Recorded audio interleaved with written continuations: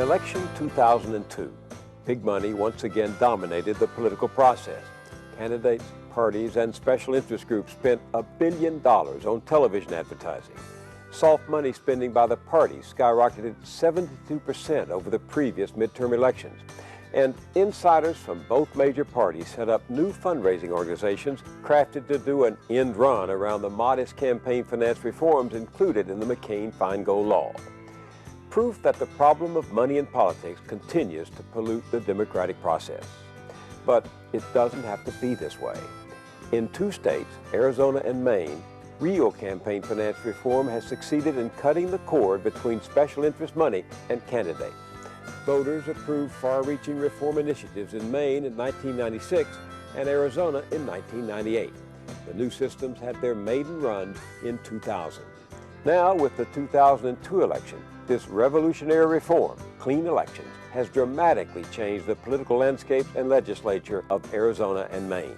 Under this system, candidates who collected a set number of small contributions in their districts, who agreed to voluntary spending limits, who agreed not to accept campaign contributions from any private source and not to spend money out of their own pockets, these candidates received full public funding for their primary and general election campaigns. The results in Arizona and Maine stunned the experts. More people ran for office. More women and people of color ran. Voters had more choices. Candidates spent less time begging for money and more time talking to voters.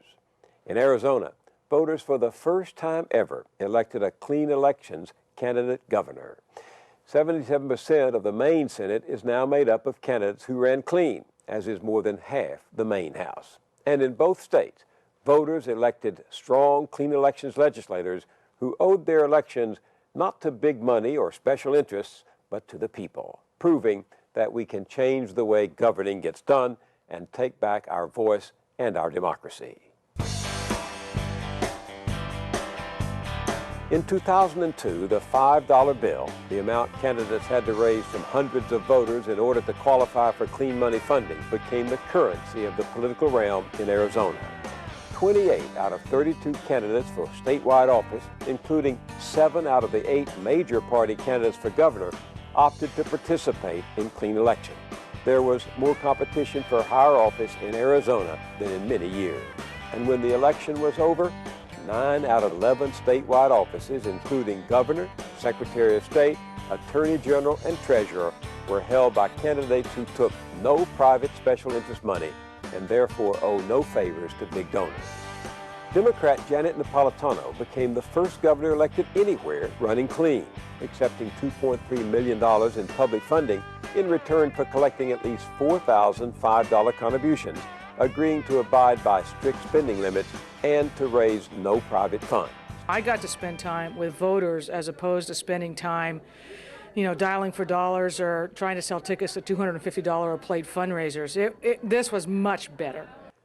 More and different candidates ran for office. Overall participation by women rose significantly, and the number of Latino and Native American candidates more than tripled. The biggest benefits I think Clean Elections offers is more of a pool of good candidates. It has changed the political landscape because you recognize, first of all, that more people are probably going to be involved in the process. I do believe that Clean Elections, the publicly financed process, is democracy in action. It's grassroots at its best. So it freed me up from the chase of the dollars and allowed me to concentrate on walking the district, meeting folks. The difference between being able to go out and spend your time talking with voters, meeting with groups, doing things like traveling to communities that have been underrepresented in the past, as opposed to being on the phone selling tickets to $250 a plate fundraisers. That's the real practical difference. I don't owe anyone after the race I don't owe them any favors, and I think that's the instrumental. The fact that for Attorney General, for many positions, to have to go to the very same interests that you're going to be regulating or potentially suing for your money to run for office is a disaster. That's a fundamental mistake in the system as it exists. And to be able to be free of that, to be able to have public funding which makes you independent from any specific interest is I think, a liberating factor. It's one that would allow me to do a much better job, I think, as Attorney General. Overall, people are excited about it because they feel that their particular legislator will not be tied to special interest dollars. And that means a lot to them. The number of constituency calls since I've been involved with Clean Elections have increased dramatically. People really feel that they have a stronger, even stronger tie to you, just more so than just the vote. You're able to concentrate on the issues, what need to be tackled, as opposed to figuring out where your money's going to be coming from at all times. As a result of the 2002 elections, Clean Elections incumbents make up 45% of the Arizona State House and 17% of the Senate. It's changed the whole look of what the legislative body looks like. It's opened it to more minorities, it's opened it up to more women, and you need these different viewpoints. There's a complete turnover at the State House, and there's all kinds of new people. And some of those people would not be viable candidates without Clean Elections. After a tentative maiden run in 2000, in 2002, the clean election system in Arizona came into its own as a clear, popular, and powerful political asset. More than half of all candidates ran clean. The system enjoys the support of 2/3 of Arizonans, surveyed by the Arizona Republic newspaper and the state's most prominent politicians. Clean Elections works well to overcome the influence of special interests. It gives Arizonans the power to create good government. The story is much the same in Maine. In 2002, 60% of all candidates, incumbents and challengers, ran as Clean Elections candidates, double the rate of participation in the 2000 races. As in Arizona, participation cut across the political spectrum, with 71% of Democratic candidates and 54% of Republicans running clean in Maine, along with a small number of independents and third-party candidates. The number of contested primaries in Maine also jumped 61% since the last midterm.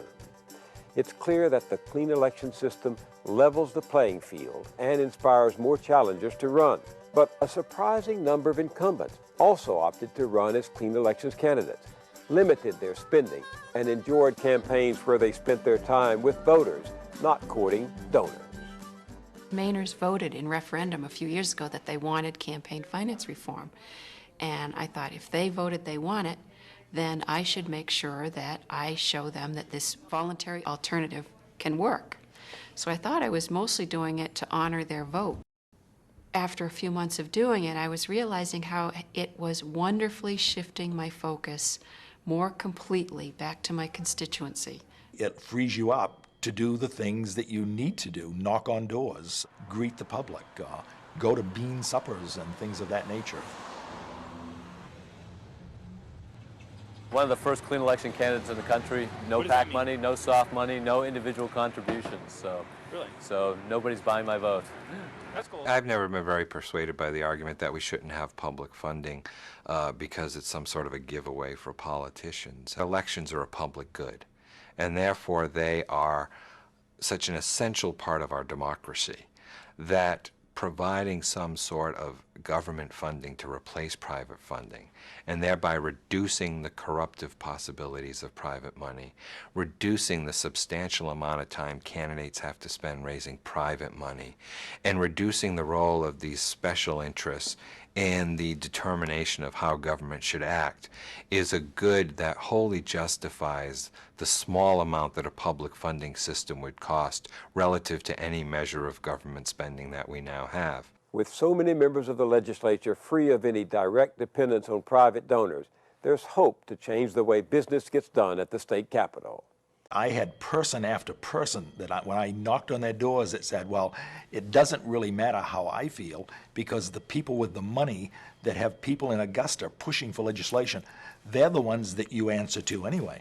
And it put me in a good position to be able to say that's why I ran as a Clean Elections candidate, so that when I met lobbyists in the hallway, I did not have to agree with them, did not have to be saying, gee, I need to do what this person wants me to do so that in 2 years I can get funded by that person again.